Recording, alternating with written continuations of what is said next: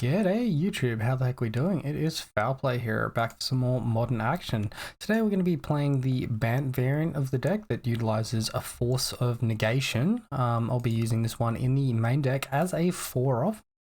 Outside of that, reasons to go blue is it also gives you access to Staggering Insight, which when it deals damage to a player, you draw a card, and also gives 1/1 a lifelink.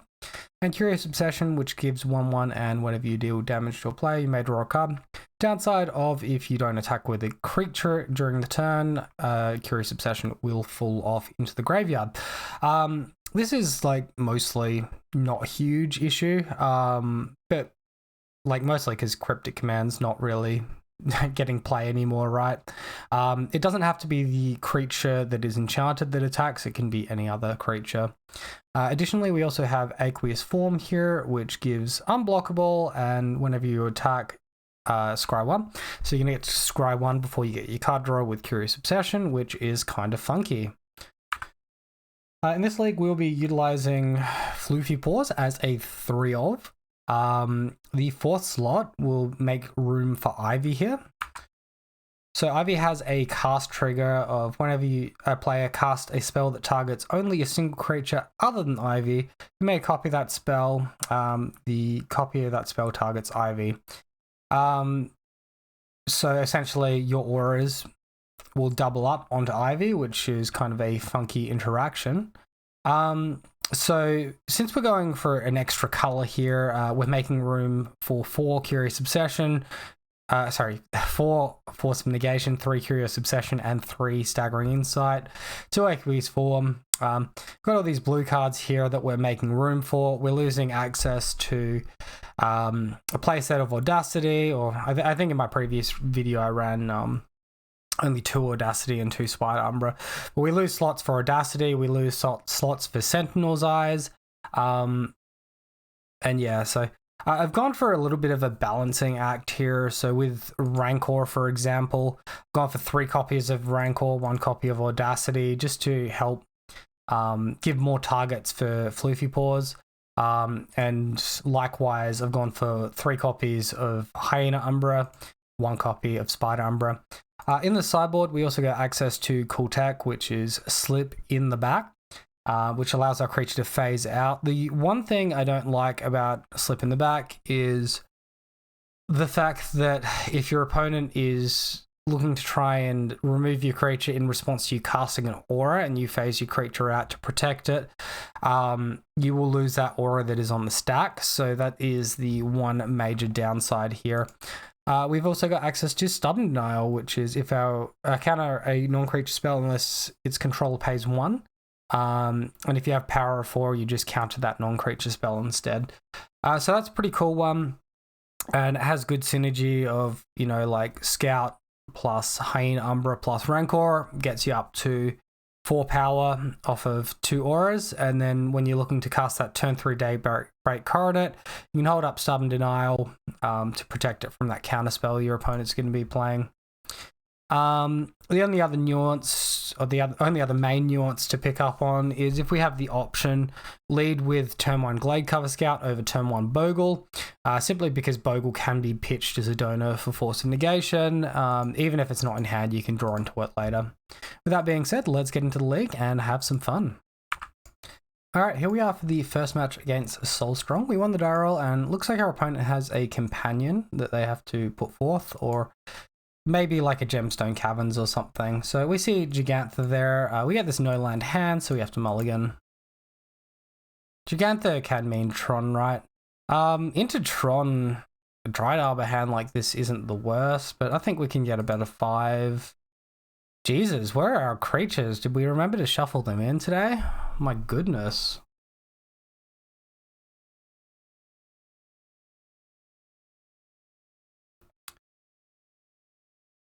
I guess we keep. I don't know. I'm not feeling super good about this, but I don't want to get stung by going down any lower. So let's just pass the turn. Hope our opponent's on something like Tron, which is a little bit slower, and that will give us the opportunity to draw to some interaction, hopefully. Oh, yikes. This looks awful. Okay. Yikes. It might be Storm. We might not just be like completely screwed here, but we'll see what happens. All right. Well, we'll try to protect our guy and get an attack in and all that good stuff. But oh, okay. Consider from the opponent. All right. So it is just Izzet Murktide. Consider Ragavan to the bottom. Okay. That's a start. We'll see what we can follow up with. So an interesting thing of note is if our opponent is on Izzet Murktide, they can't be Izzet Murktide because they've got Gigantha. So this is more of the Underworld Breach Graveyard deck, right? I think that's what makes sense. All right. Well, that's not a bad one.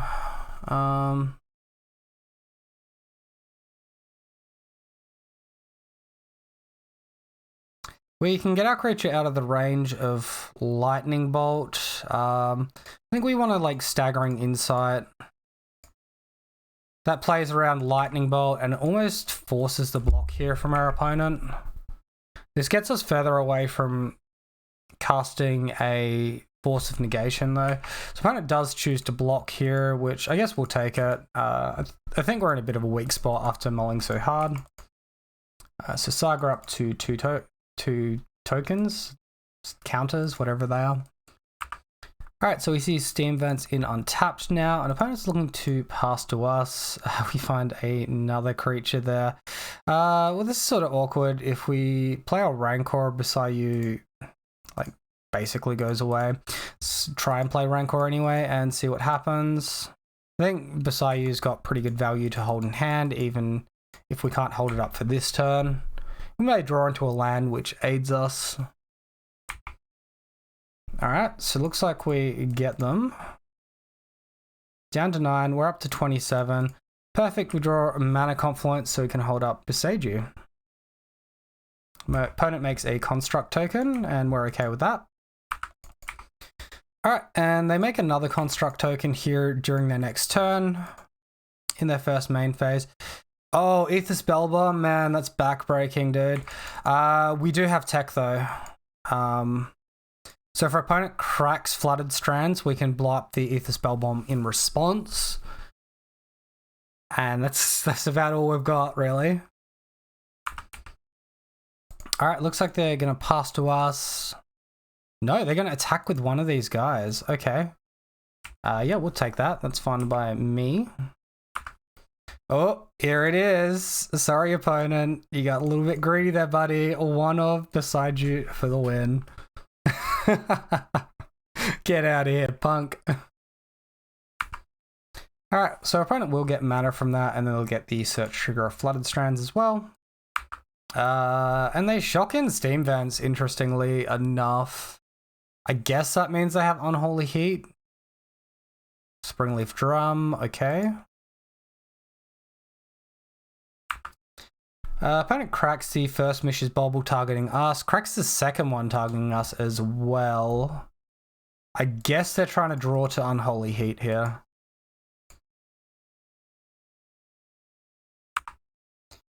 Alright, we find Forest. We can go ahead and attack our opponent now. They're forced to block. We get a card draw trigger off the Dryad Arbor now. Man, we are not drawing well, are we?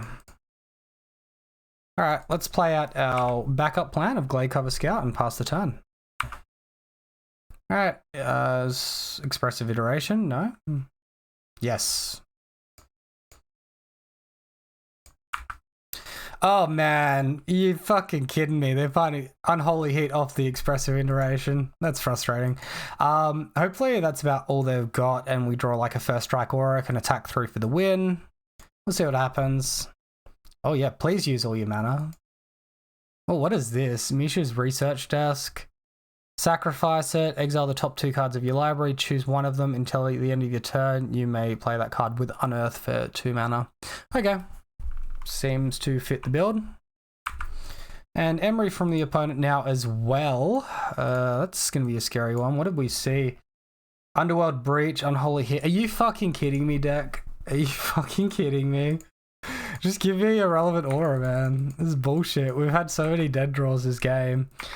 All our auras were in our starting hand, right? Well, I guess we take this trade. Hope they don't combo us. They've got a few cards in the graveyard to do so with, though. I guess we'll leave one card mysteriously. Alright, so this Saga token up to 2.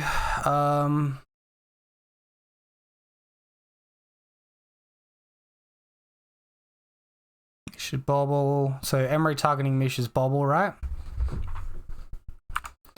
Alright, Misha's bobble targeting themselves.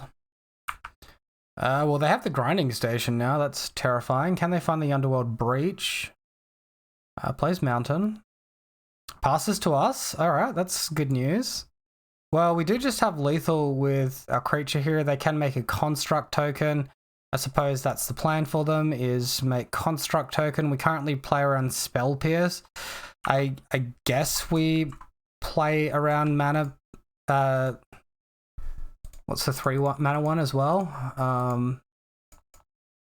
The 2 mana card counter unless they pay 3. I guess we play around both. God, that card's not seen play in so long. I've forgotten its name. So attack for 6 and fingers crossed. Alright, opponent makes a construct token. That's got 4 power. Okay. We still trample 2 though, currently, unless they can do something else. Sack the research desk, shrinking construct token. 2 cards in exile, Expressive Iteration and Mox Amber. So, alright, we only just scraped through. That was a close one. The Beside You was really, really good. So here's a Jeskai Breach deck that I just looked up online. Obviously, it has the main Izzet theme of Ragavan, Legislator, some removal for creatures, Expressive Iteration, etc. The combo. So interaction to be aware of. Our opponent might not be splashing white first off, but if they are, there's potential for Teferi, Prismatic Ending. Okay, Dronith is a funky one. And cards like Wear Tear as well. Regardless of that, the main thing to be aware of is Engineered Explosives, which they can return with Emery continuously every turn, so that's pretty terrifying. Reminder as well, guys, if you do enjoy the video, please consider subscribing. Alright, so I don't see a huge amount of counter magic in my opponent's deck here. I think for the most part, Force of Negation is going to be a little bit stronger than Stubborn Denial. There's also potential for Slip in the Back to phase out and interact with our opponent, which could be an interesting one. We're definitely going to want our Force of Vigors though. They're really, really good. And then we just got to make a few decisions on other cards to cut. It might be... we definitely should not be taking out Totem Armor. Don't mind me.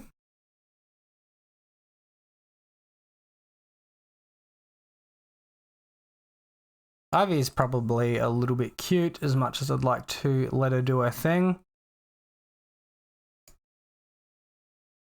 This is like, yeah, kind of difficult on deciding what to cut here.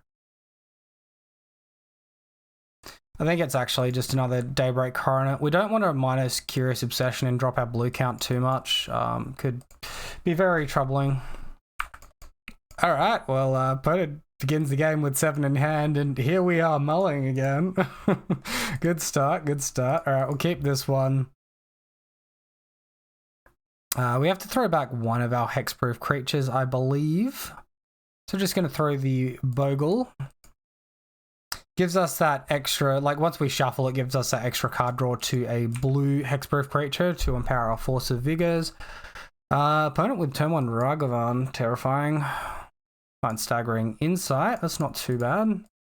Oh goodness, should we be a little bit concerned about Blood Moon as well? Probably. Well, we do have the tech in hand for Blood Moon right here. Opponent could turn to Blood Moon here. It's a possibility. Alright, so we get the treasure token. Looks like they found Hallowed Fountain off the top, so I think we got one more copy of Hallowed Fountain, so I think we get out of jail free there. A Ledger Shredder from the opponent now. Okay, and passing to us. Alright, so we found Curious Obsession.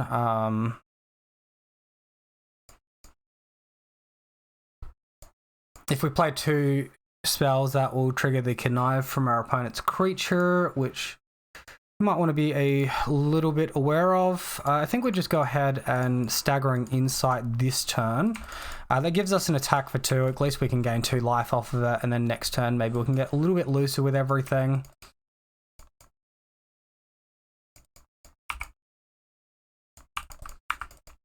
So opponent just attacking with Ragavan, and that's about it at the minute. So trigger on the Ragavan, finding Ethereal Armor, disgusting. It's really gross. Can be okay though. Depends on how they utilize their mana, but if they play Ethereal Armor plus one other thing, we can like Force a Vigor here. Doing a 2 for 2, which isn't the worst thing in the world. Alright, so now we have the choice as to whether or not to go for it.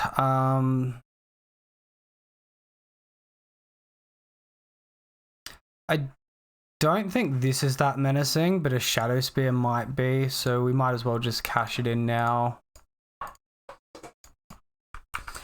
We could wait until our opponent's next upkeep, maybe see if we draw a...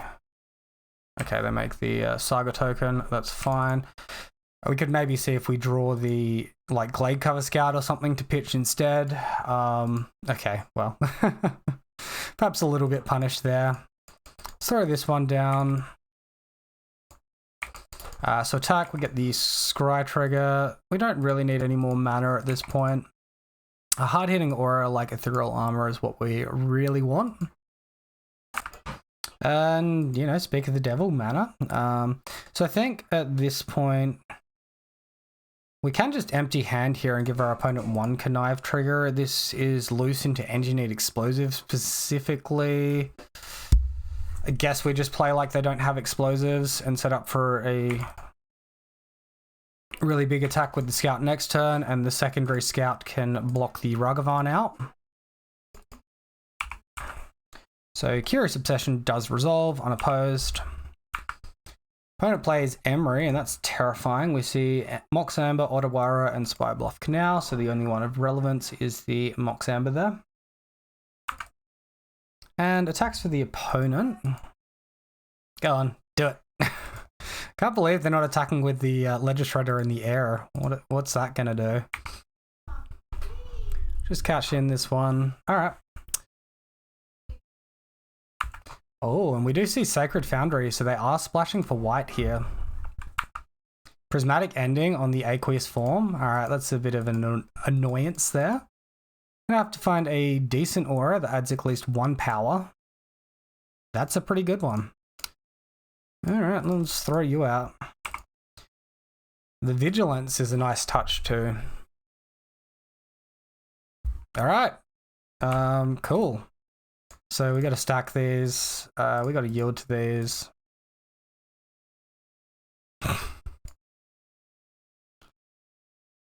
Alright, well, we're reloaded on creatures now. If only we could reload on some more auras. I mean, Daybreak was a pretty nutso find. Underworld Breach from the opponent now. Okay, okay. No Grinding Station yet. They can get Mox Amber back with Emery.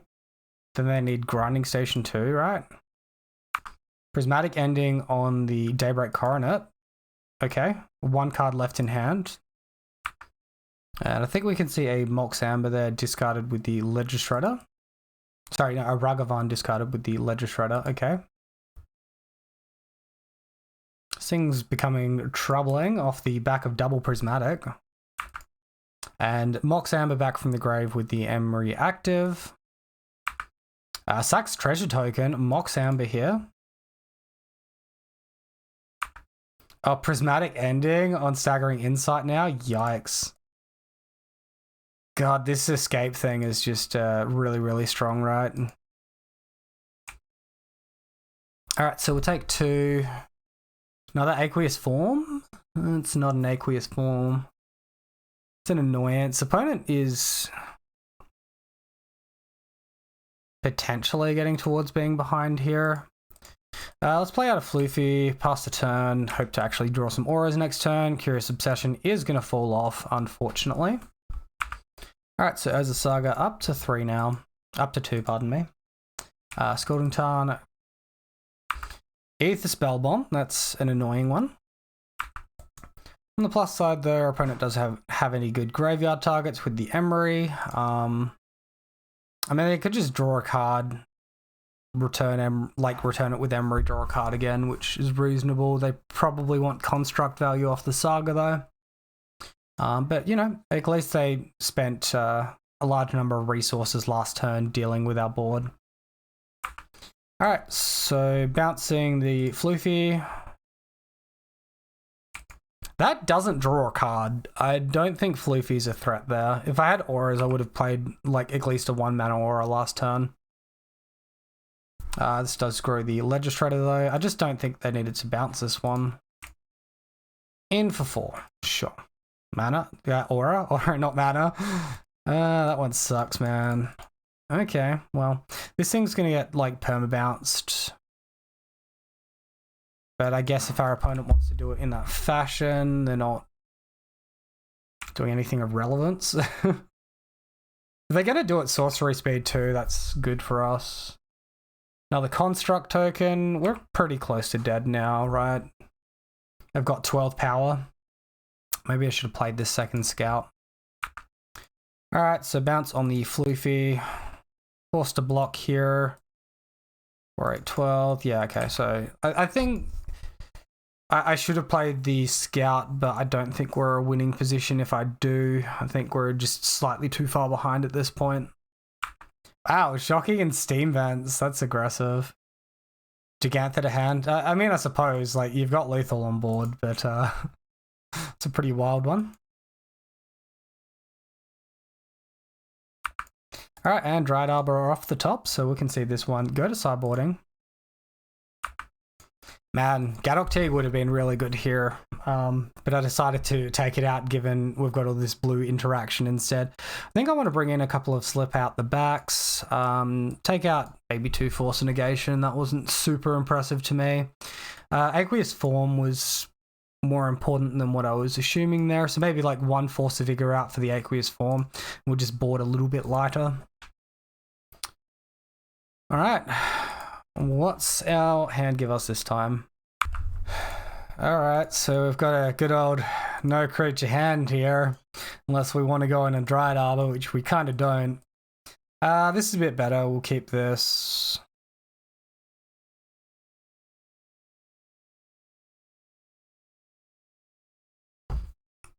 Question is what to get rid of. I think I want to be greedy and get rid of Temple Garden, but if they remove Dried Arbor, remove Floofy Paws, could put us in an awkward spot, but the whole reason we play Floofy, right, is because she's just really, really good, right? The other thing to note is our opponent's deck does run less removal than the blue, like, is it Murktide does? So that's kind of a nice thing. Alright, let's catch this one in Dried Arbor. And what do we find here? Hyena Umbra?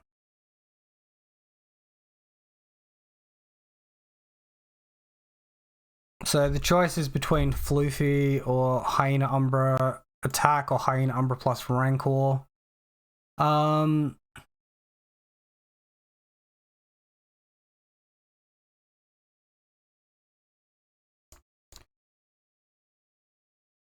I think we make them have it. Alright, we'll pass the turn. I'm like relying on them only having 1 Unholy Heat here if that is a card that they have in hand. Opponent has not cracked the Mishra's Bubble yet. Grinding Station now. Alright, so we get to untap and we can't quite turn 3 kill, but we can do a couple of things, right?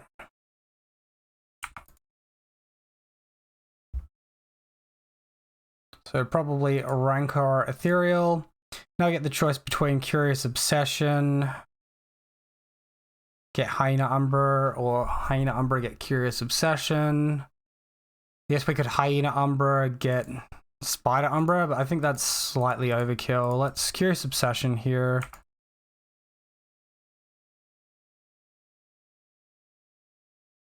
Protect our guy. Attack for 10, and, you know, force the issue a little bit at our opponent here. Alright, so in for 10.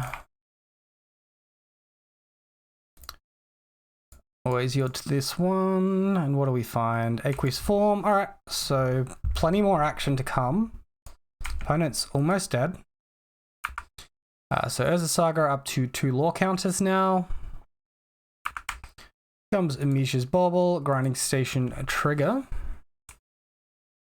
Sacking Misha's Bobble. Alright, why aren't they milling their graveyard with Grinding Station?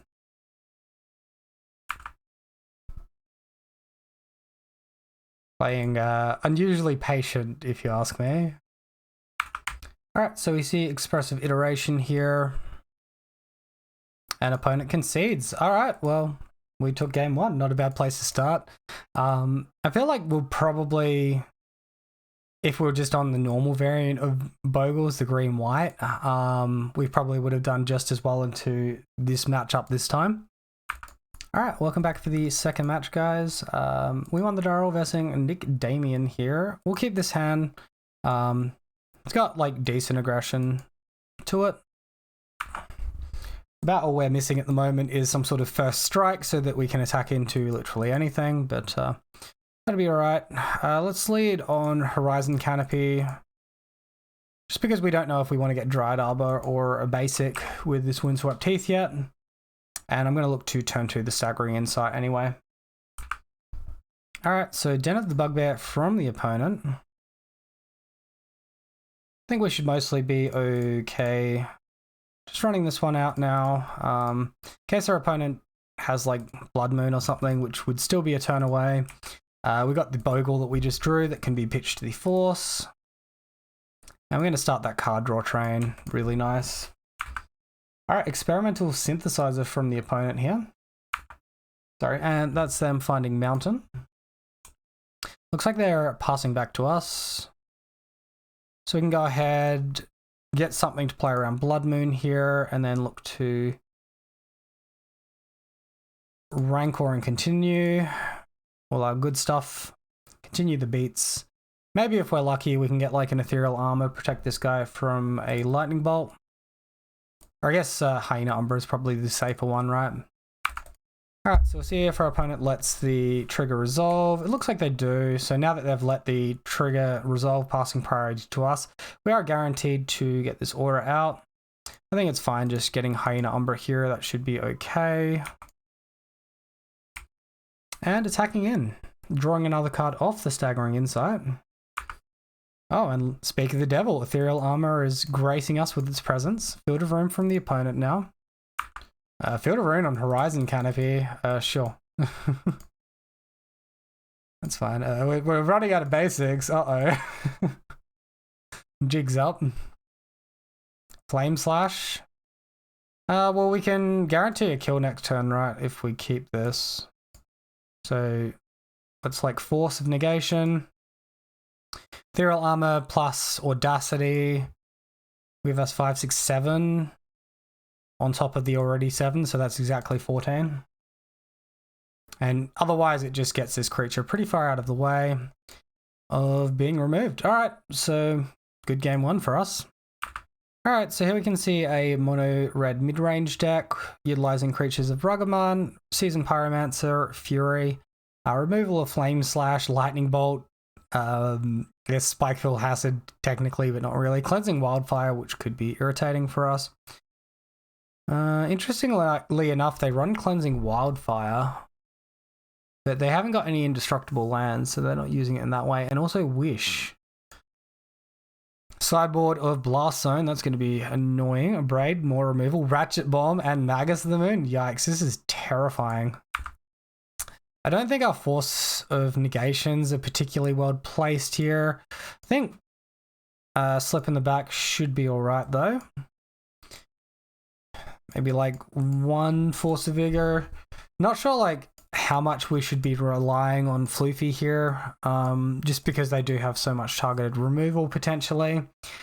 Something like this should be okay, and then we just rely on our hexproof creatures mostly. Hedge a little bit into Blood Moon, and have a little bit of rebuild potential into Blast Zone, so go with that. Alright, well, we'll go ahead and mulligan this one. And, man, what is with, like, our hexproof creatureless hands today? That's insane. Opponent also mulled to 6, so maybe they'll join us at 5, but who knows? They keep the 6.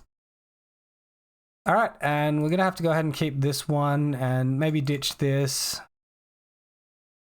Ditch this, keep that. We can search up like a basic forest to play around Blood Moon a little bit. Relic from the opponent, so no Ragavan yet. Yeah, and Relic was in the main deck as a 4 of what we've already seen. So this won't allow us to play into Daybreak Coronet, but oh well, we'll play around Magus of the Moon, Blast Zone, things like that. Sure. So Ghost Quarter from the opponent. They could really tax our basics here at this point if they want to. Reckless Impulse, funky. That was not on the list that I was looking at previously. So now I guess we just have to hope that they don't have it. We're pretty fortunate that they hit double Mountain there as well. Go ahead and attack. I mean,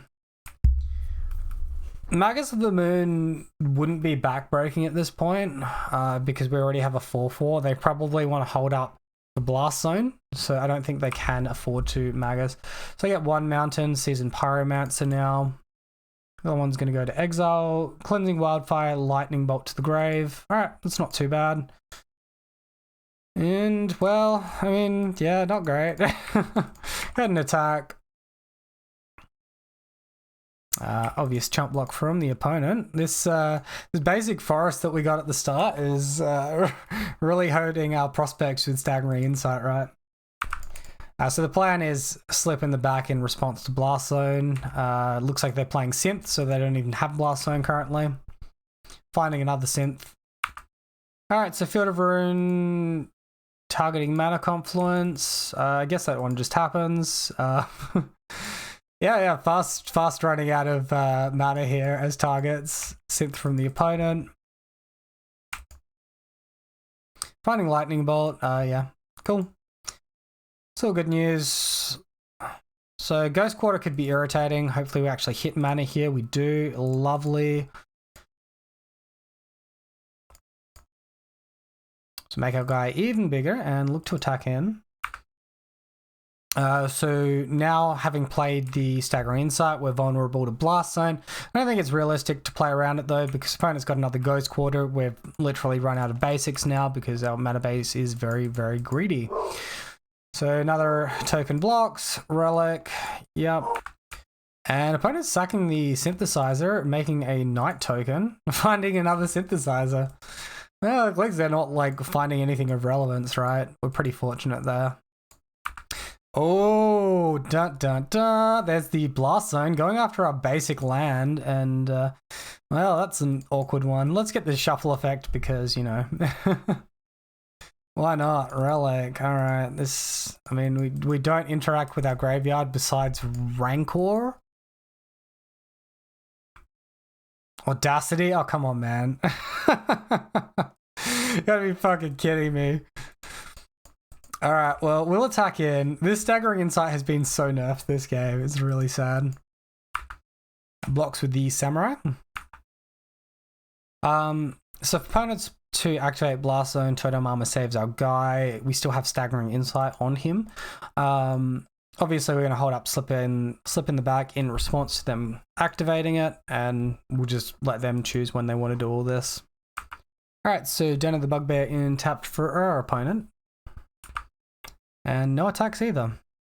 Alright, we find a Floofy. Let's turn around, let's attack. I guess our opponent's going to go for end step and just chump block now. Alright, so Relic of Progenitus has been cycled. Kind of getting a little more information before cashing in. Let's go ahead and respond to that one. Well, there's this like side bogle, but it's entirely fine because we keep the scout. The scout grows a little bit too, which is nice. What the hell is this? Destroy target land? Oh, come on, man. More of this crap.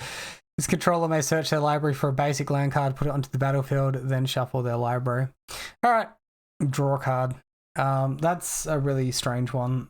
I don't think that's constructed playable. A Reckless Impulse into Mountain Fury, so that's fine by us. Opponent sacks Ghost Quarter, going after Hallowed Fountain now. I mean, no more targets. See if we hit like a land that we can play Audacity off of. Opponent finds Ratchet Bomb. That's gross.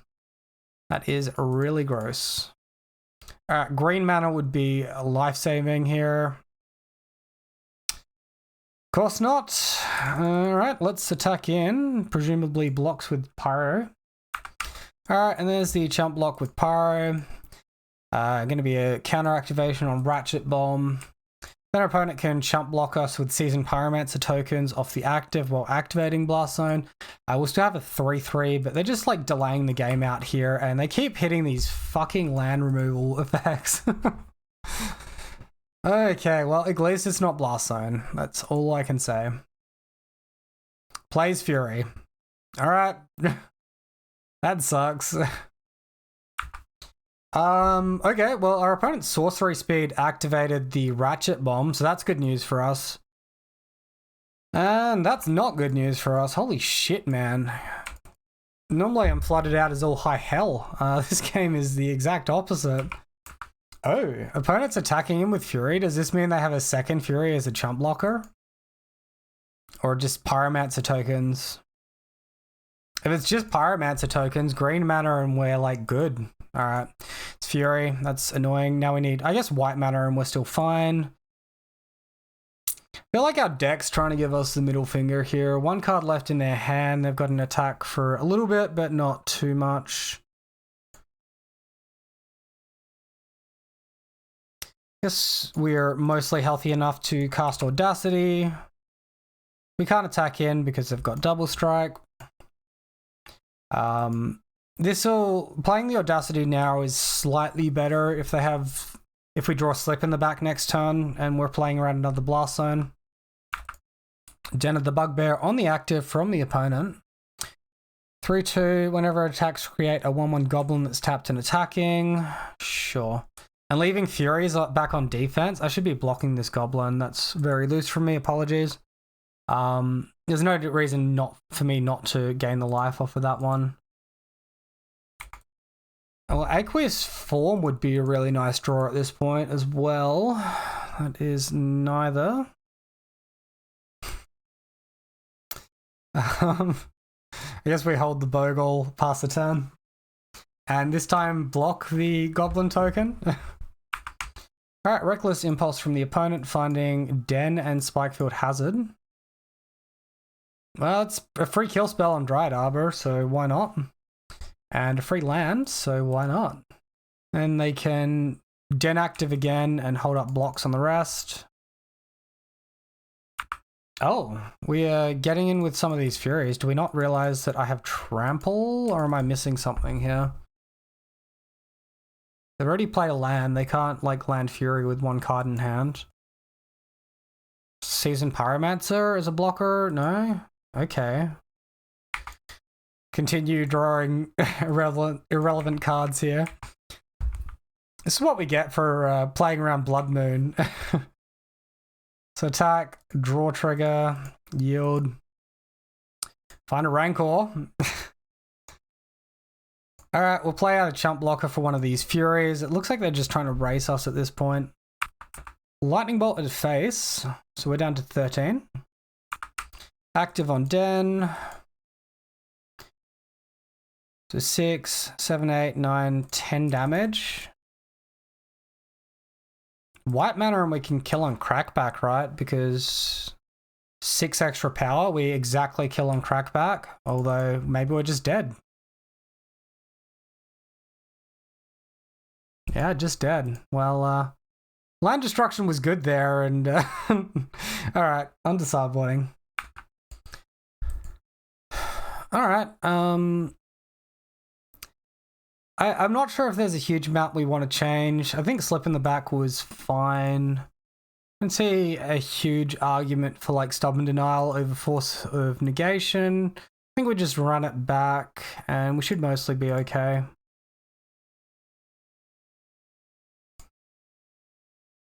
Alright, we'll keep this one. Landlight Hand, but we can go Bogle into Curious Obsession. We got 2 card draws and then maybe a post-combat aura. And then after that, this hand's got pretty much everything we want with like Totem Armor effects and Trample. We just have to hit our green mana.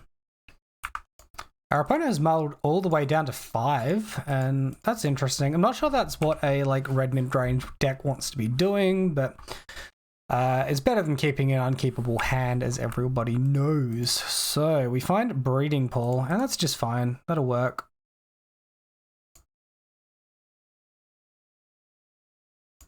Guess we just go like super aggressive here. We don't need our Totem Armor on the battlefield this turn. We can have it on the battlefield next turn. So we'll start with our card draw. We get as much damage down as possible as well. And we find a Scout. Our opponent with Field of Rune, taking out Breeding Pool, and that's not all that bad. Definitely want the green mana though, given our hand. Find Audacity. Alright, so let's just keep on aggressing. I'd probably value Hyena Umbra more than Spider Umbra, but just given our mana, this is the way that we have to deploy our cards. So we'll attack in. Looks like we draw a Mana Confluence. I'm fine playing that one out. We'll play around the Blood Moon and present lethal. And just like that, our opponent concedes. So, yeah, pretty easy when we're on the play. On the play with a keepable 7, with Totem Armor, with yeah, with aggressive auras like Rancor as well. That was really strong. And we drew well with our lands too, which really helped. Alright, welcome back for the third match. We lost the Darrow versus Shocky Milk here. Hand is looking pretty decent. We'll go ahead and keep Aether Vial. So this will be Merfolk that we are versing.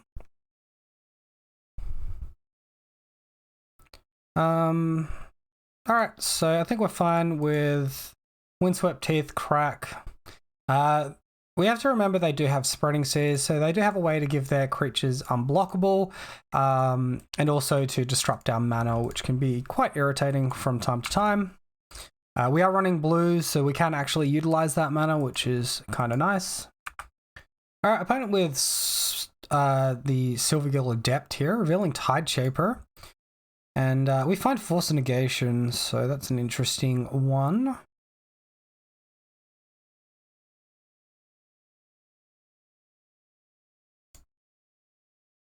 And Ethereal Armor here. See if our opponent plays their own force. They do not. I'm kind of reluctant to play out this Ethereal Armor here, but we sort of forced it. It just gives us a bad next turn with Floofy Paws.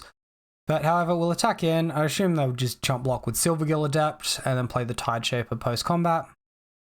Alright, no blocks. Looks like they're going to go quite aggressive with Lords then. Alright, so Tideshaper in off the Vial. And that's pretty decent news because it means that it's not a 2-2. It hasn't affected our mana. So we kind of like seeing that. Mutavault from the opponent. This is just a Lord. Yep, Master of the Pearl Trident. Another Lord. Jinkies attacking for 7 damage here. This isn't too bad because we do have life gain on Crackback, and our opponent either lets us draw a card or not. Alright, whoa, hold the phone. We do not have any blue mana yet. That is awkward. I think we're on the defense now.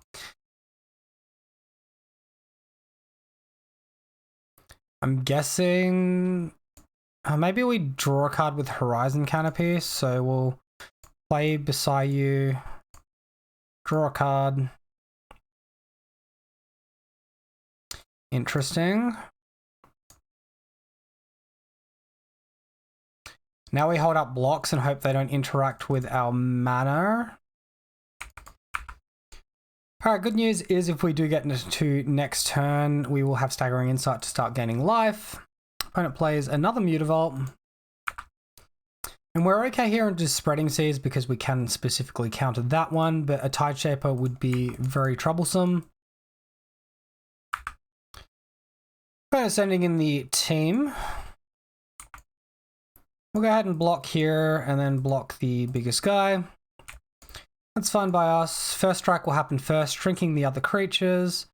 We'll go to 2, so we're still alive. Good news there. We'll go to 1. Yikes.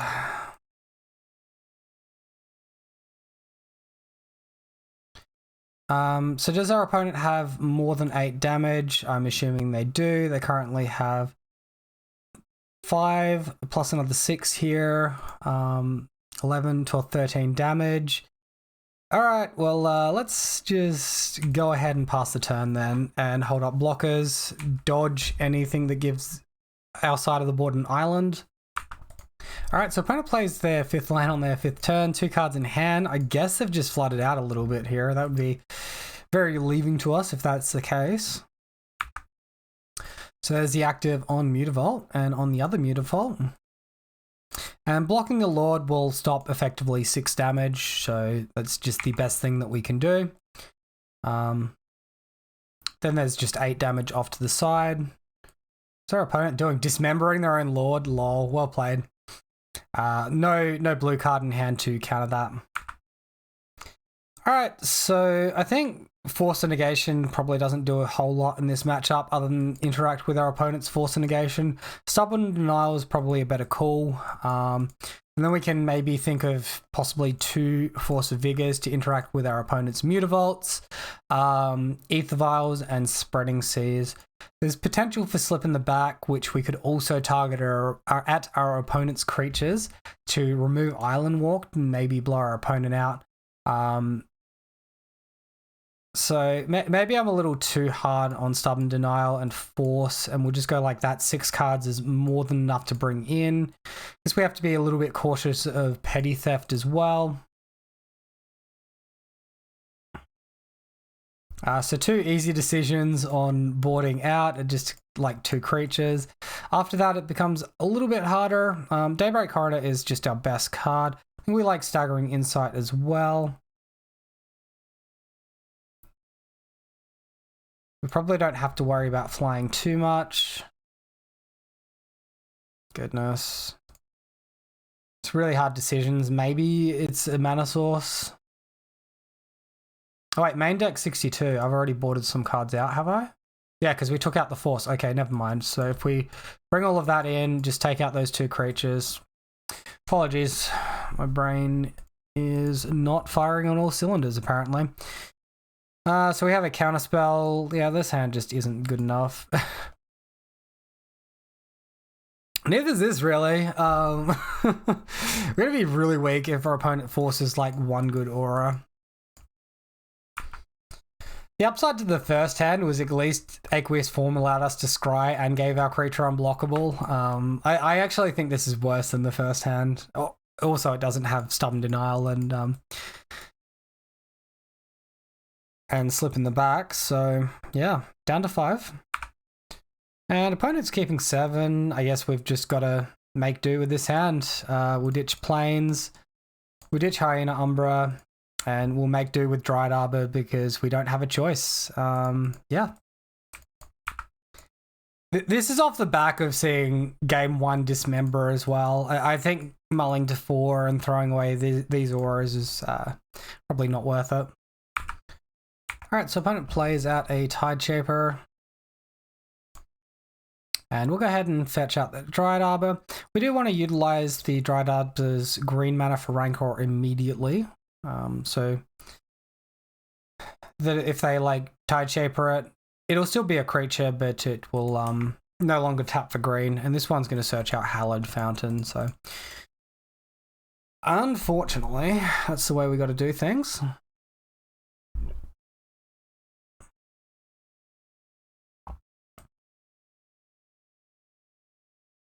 think we just make our opponent have the force negation themselves. Alright, so Ethereal Armor resolves. Decent place to be in. Alright, so here comes Tide Shaper, and they're probably better off going for our white mana here. It looks like they're targeting Dryad Arbor. I don't think they know the interaction, so it's still a creature. It's pretty good. The fact that that's not playing Lord and getting in, I'm happy about that.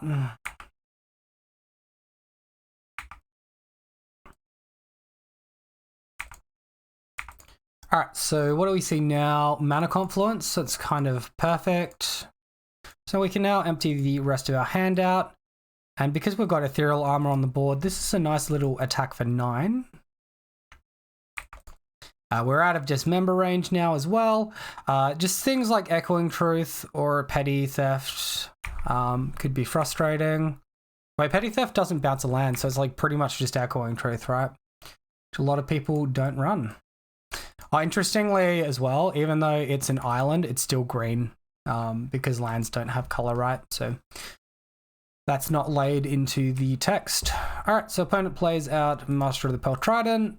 Looks like they're going to get a little bit aggressive, attacking for 6. That puts us down to 7. So we need to hit any aura here to stay in it. Thank you, deck. We do need to attack though because Island Walk, right? And Glade Cover Scout can be our blocker.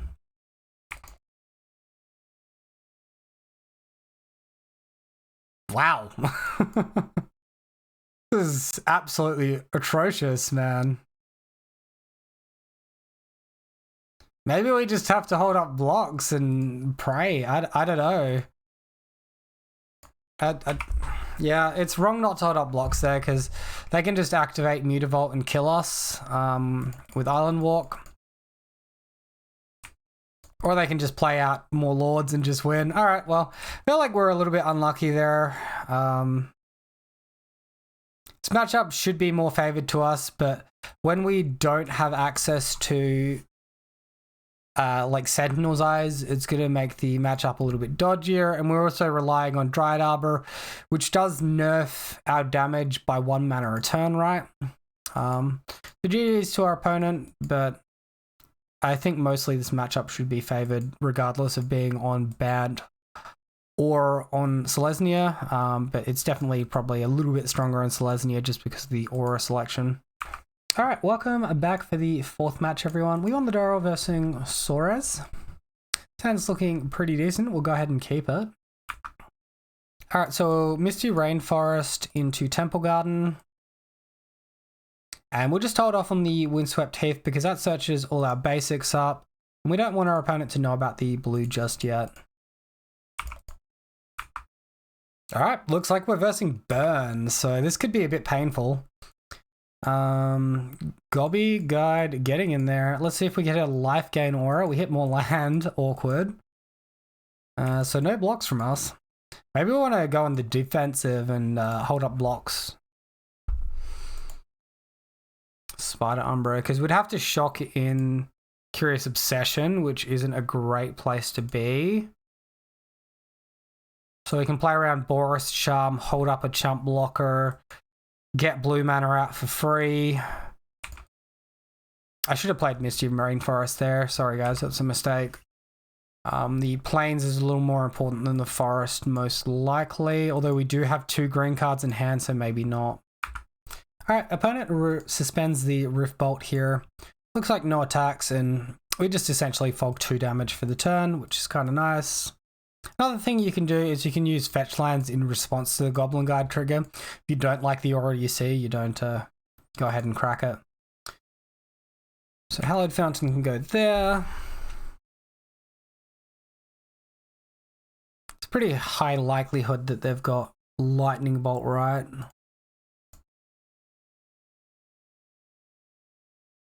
I think we can go for Dryad Arbor and Ethereal Armor on Dryad Arbor anyway. Let's start by going...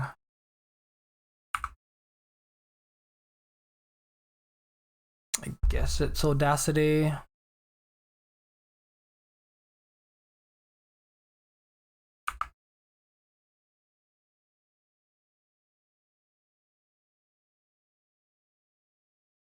How bad is it if we don't attack with our creature this turn?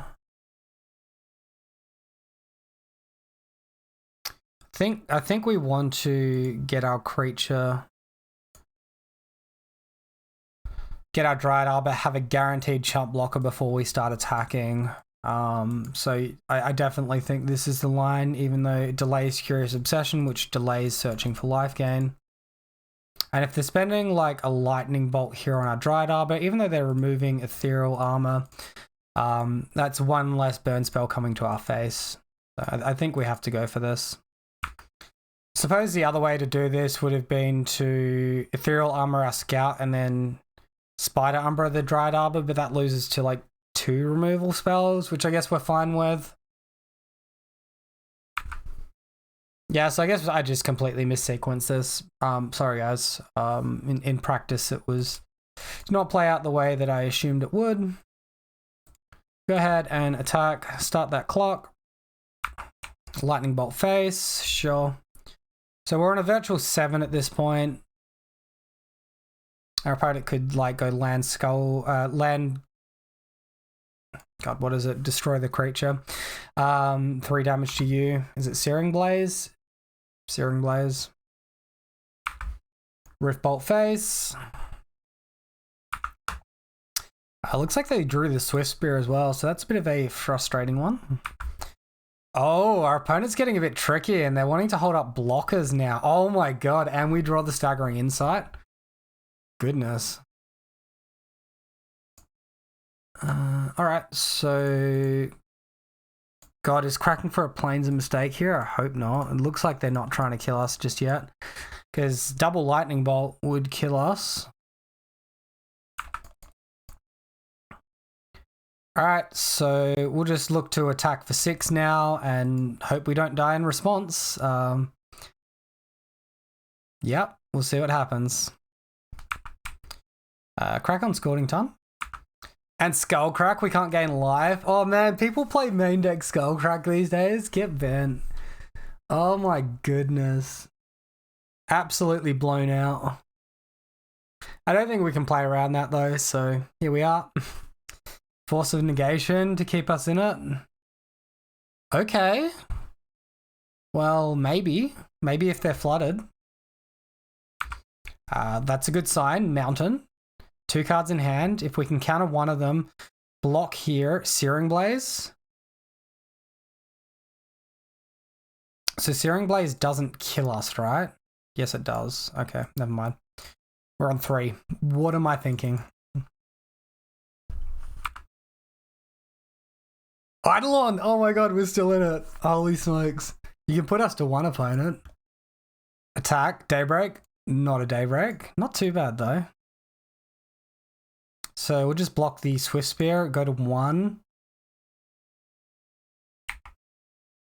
And then we can't play anything pre-combat because Eidolon will trigger. Yeah, gaining 6 is huge though, and Dryad Arbor is nice and safe. Alright, I think we've turned this one around. Painter Umbra off the top.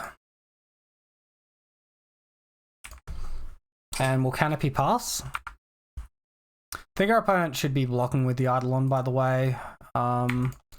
Because anything they... I guess they get 1 more activation.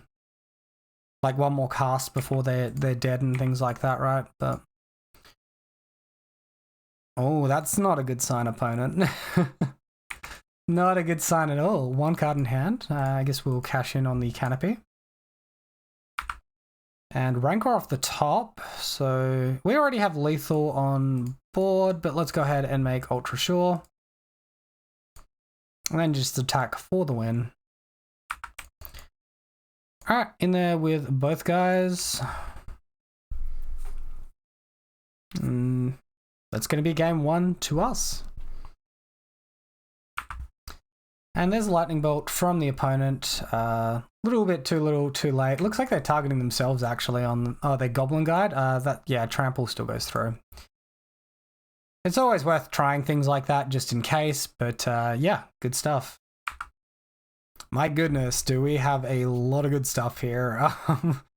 So Leyline of Sanctity is normally pretty damn strong against burn. We've got Force of Negation as well, which can interact instant speed. I think I'm going to take the Force out. We do bring in Force of Vigor on the draw, just because it's really good into our opponent's Eidolon the Great Revel being thrown down on curb. And I think I'm just going to look to remove a bunch of creatures here. We've got like enough good stuff here that they're not really super relevant. So Stubborn Denial edges it over Force Negation for me, because A, we've got Leyline of Sanctity, and B, Deflecting Palm is a big issue.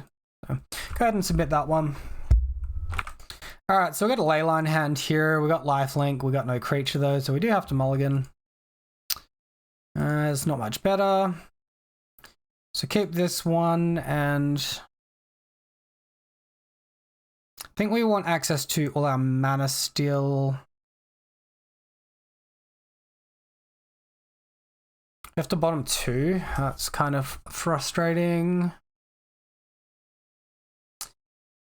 I think we'll keep the Stubborn Denial, keep our mana. If we weren't down on so many cards already, I'd probably keep Force of Vigor, but we're just going to assume that our opponent doesn't have Fine Land, classic. We're going to just assume that our opponent doesn't have the Eidolon the Great Revel at this point when we're this many cards behind.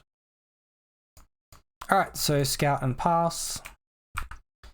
Alright, so Rift Bolt and Suspend, plays out Twist Spirit, looks to attack. Gobby Guide, a trigger, finding Hyena Umbra off the top. Well, I guess at least it's an aura. No blocks from us. We probably want to just delay until we hit life gain though.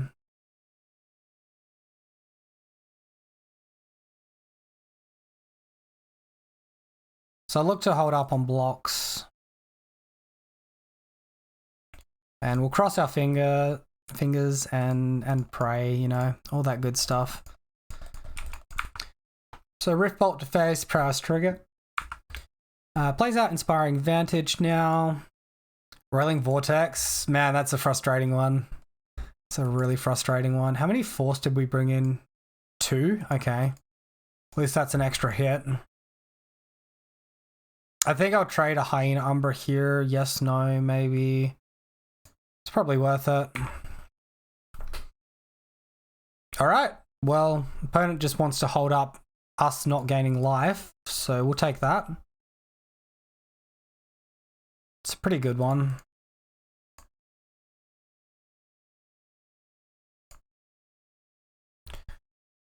Is this the right time to pull the trigger on attacking our opponent? That's the question.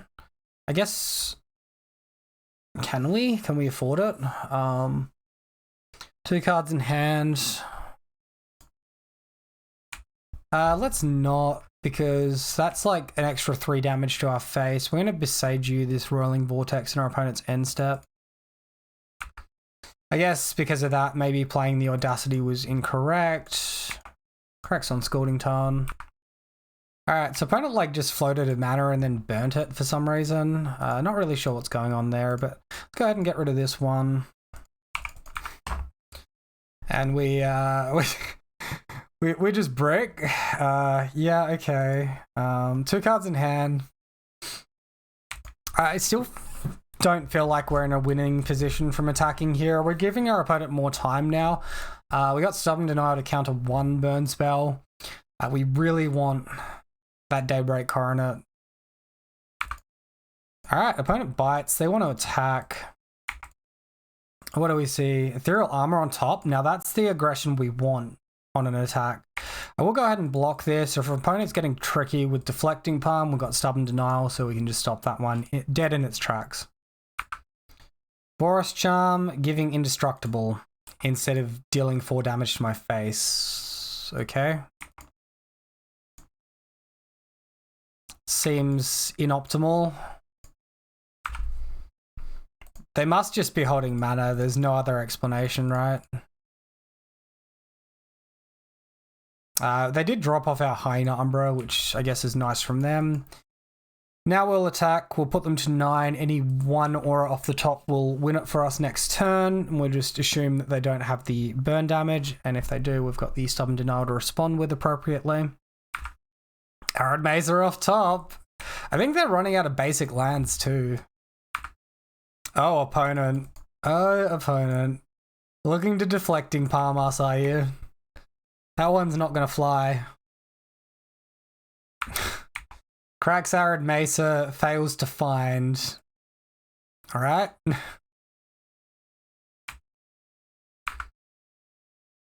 Alright, so we put them to 2.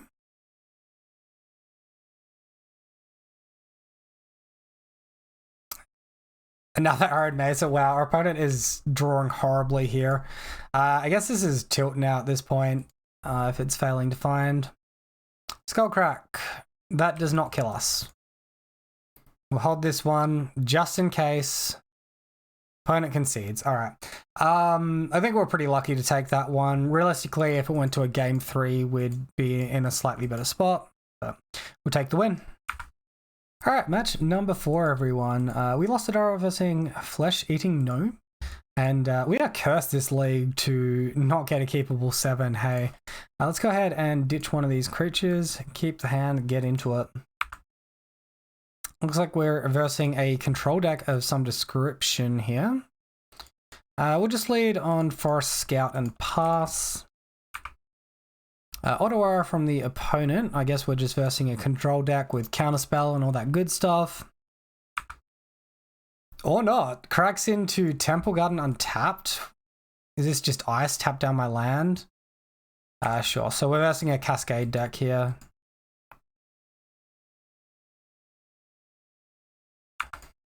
Finds another aqueous form. Alright, well, cracking this one for Hallowed Fountain feels a little bit better, right? Curious Obsession. Go ahead and attack.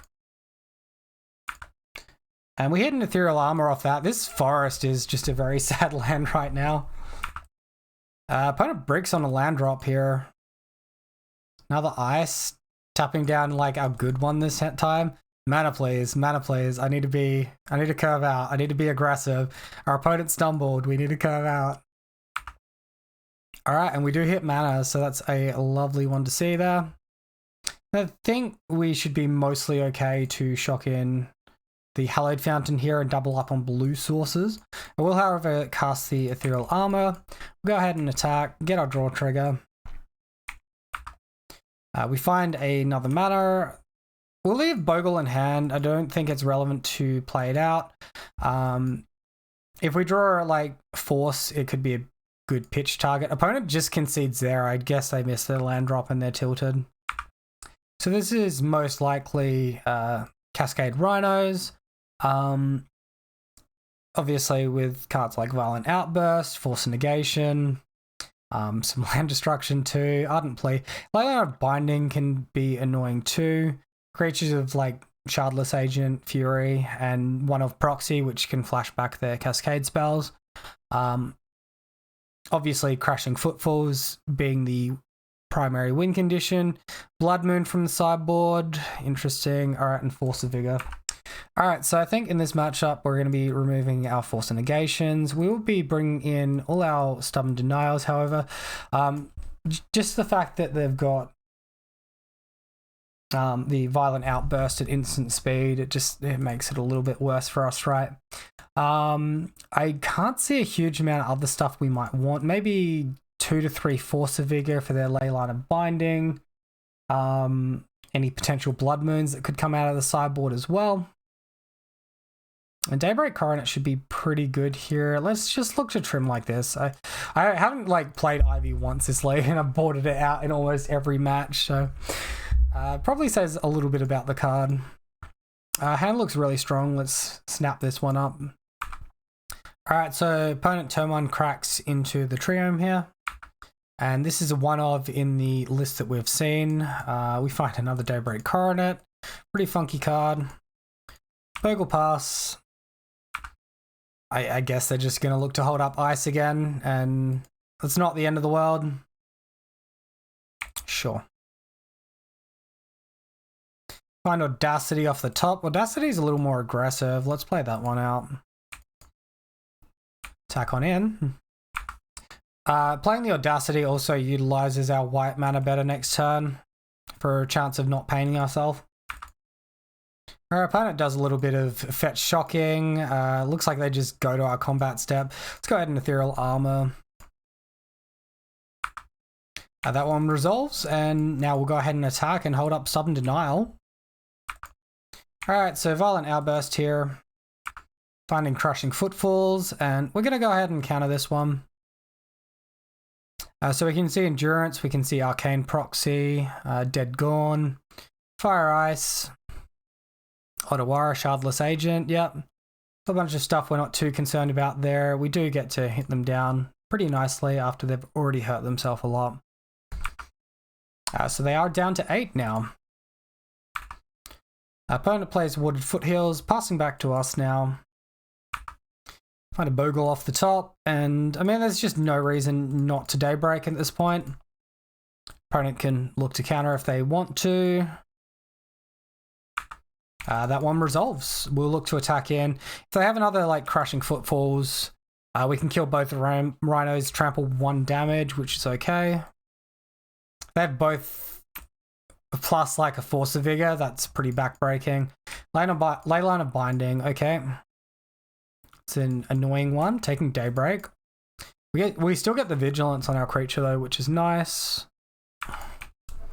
Alright, there's the Violent Outburst. Yeah, I think breaking on land sort of hurt us here a little bit. We see Force of Vigor as well, of course. So we'll take out one of their Rhinos and the other one gets to run rampant a little bit. We get a card draw off the Audacity. We have good auras in hand. I mean, we need to hit mana so we can curve properly here. So Audacity finds mana. And I've accidentally skipped through the turn like an absolute fucking peanut. Apologies, guys. That's a big mistake for me. I shouldn't be doing that. Opponent suspends Crushing Footfalls. Rhino's getting in there. Find Stubborn Denial. I mean, that's something that's reasonable, right? I think we just want to load up with double aura mostly though on our creature. It's going to be painful to do so though. Sorry, double aura, I mean load up with Staggering Insight, get ready for Daybreak next turn. Alright, and that one resolves, no counter magic from the opponent. Interestingly enough as well, we haven't seen any Force of Negations cascaded through yet. Opponent hardcasts Endurance, and that's 1 damage off killing us, so I guess another Violent Outburst and they will get the W. Cracking Vizandia's Lounge. Alright. What you got, opponent? We can't block here, that's fine. Go to 1, alright. I guess they could fire our face. Leyline of Binding, man. Opponent, you just need to calm down, man. Do we have an out here? I guess like Ethereal Armor Daybreak attack. Man, if only this Audacity was a Rancor, that would have been really nice, hey?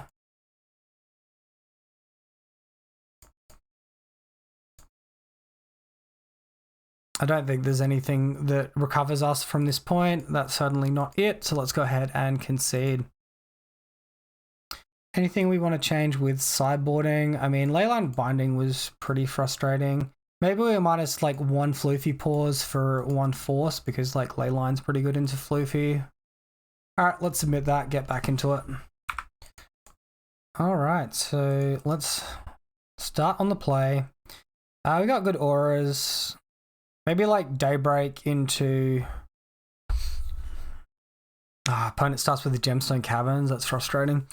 Maybe only like 1 aura into Leyline of Binding could get annoying, but something Dead Gone. You got it, opponent. This Misty Rainforest can tutor the Hallowed Fountain. We might, if our opponent, we might turn 3 Floofy instead of Daybreak if our opponent's got the Fire Ice up here. Oh, that's fine. sorry, to play around Leyline a bit better if we don't draw a second 1-mana aura. And yeah, at least this doesn't hurt us. Man, they have this like every game, don't they? Aqueous Form is nice. Do we want to start scrying over that 1 extra point of damage? I think that could be a wise idea.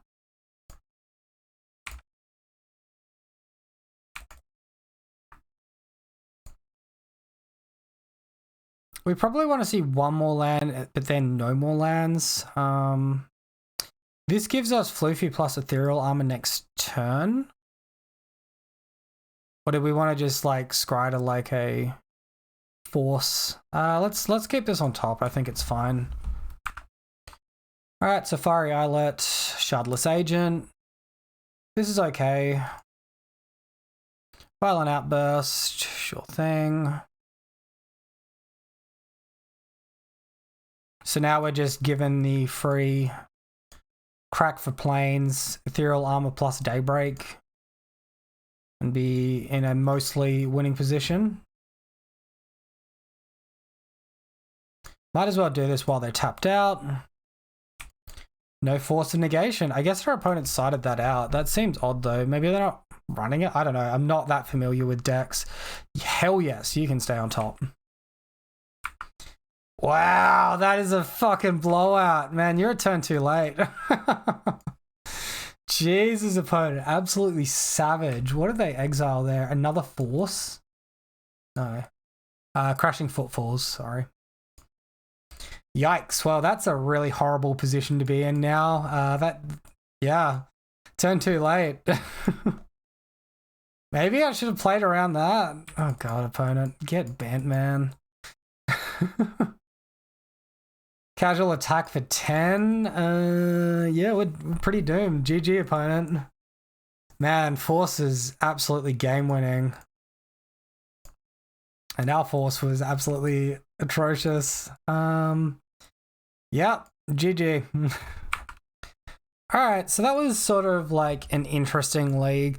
I think just green-white Bogles is better placed than Bant is currently. I think if you're looking to do Bant, maybe we want to construct it a little bit differently. I don't think Ivy is the play. I think maybe all in on Floofy. Being on the play, being able to play like turn 2 Floofy into protecting it from sorcery speed removal with Force and Negation into turn 3 kill is potentially good. So I think if we're running this deck, we probably want to I had the picture blocking it there. I removed Ivy, added the 4th Floofy. I removed Staggering Insight. I think we probably want to load up on 1-drops a little bit more than what we are. Additionally, I think Sentinel's Eyes is just really well placed at the moment. So we probably want to like load up on Sentinel's Eyes somewhere between 2 and 4 copies. If this is the way we're constructing the deck as well, we probably want to go a little bit harder on the Curious Obsession. I think 2 Aqueous Form is fine still. How many blue cards do we have for main deck? Force and Negation. We have 4, 8, 10, 14 cards technically. That's probably just enough to justify it. It's, I don't know, maybe like a lot of decks aren't running Force and Negation at the moment because it's not that well placed. Maybe we should do a split between Force and like Stubborn Denial. Maybe this is like overthinking it a little bit. Not having Gadok Teague seemed like annoying because we versed 2 decks where it would have been really good. I think we won one of the matches though, right? Against the Underworld Breach deck. I think like Slip in the Back seemed like semi-reasonable. Maybe we could go 2 of that and reintroduce Teague though. Alright, now that I've thought about it a little bit more, I think if we're removing Force and Negation, we're removing our 2-mana Aura Staggering Insight. I think maybe Ivy becomes more viable when we're loading up on these 1-mana effects. I think there's perhaps an argument to test it again, perhaps an argument just to cut it all together. But yeah, Basically, like at this point, what we're splashing blue for is Aqueous Form, which isn't that great, Curious Obsession, which is pretty good, and a one of Stubborn Denial in the main deck, which is okay. I really think Sentinel's Eyes is a very strong card at the moment, and probably something that we do want to build our deck around a little bit.